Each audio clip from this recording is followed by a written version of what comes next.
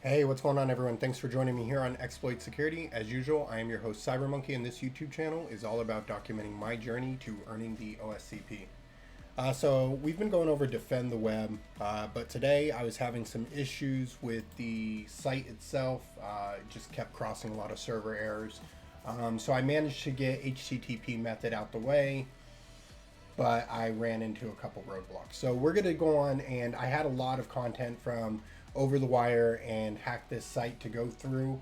So we're going to pick it up into HackThisSite. I have done HackThisSite before in the past, not all of the challenges, but they are pretty fun to go through. Today we're going to be picking it up on basic missions. We're going to work our way through the basic missions, and then we'll kind of jump into realistic application and kind of so on and so forth. Pretty much the same general structure we've been doing with all the other challenges.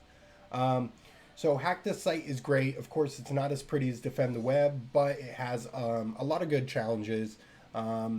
So some are a little bit outside the box. The basic ones are relatively easy, but they're good to really start getting you nice and comfortable working or finding vulnerabilities within a web application itself. So definitely check it out. Great for beginners. I will be doing a top 5 sites for pen testers for beginners, intermediate, and advanced, and this most certainly will be one of the amateur/beginner ones. So let's go ahead and pick it up into level 1. So level 1 is called the idiot test. I'm sure you've seen this in 30, 40 different places.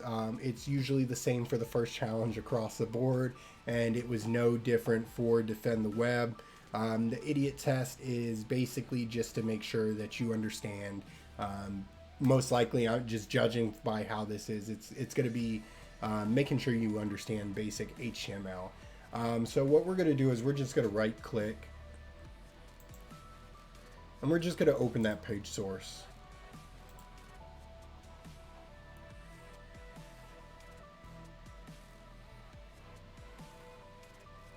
Alright, so we went ahead and opened up that page source, and I'm not anticipating anyone having too many issues on this.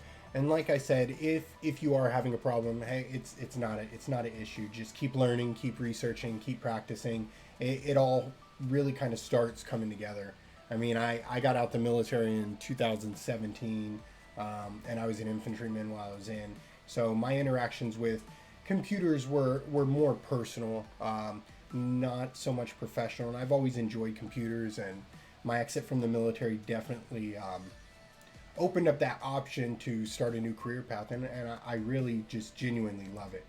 So as you can see here, we're going through the source, and here we found, just kind of going through all this HTML, we found the password right here.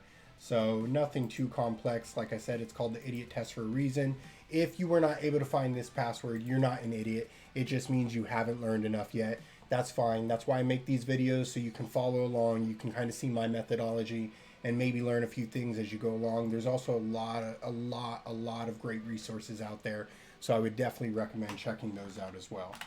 So we're just going to paste in that password and just hit submit. All right, and we're good to go. So that is the end of level 1. So we're going to pick up into level 2 on the next video, and I will see everyone there. Thanks, everyone.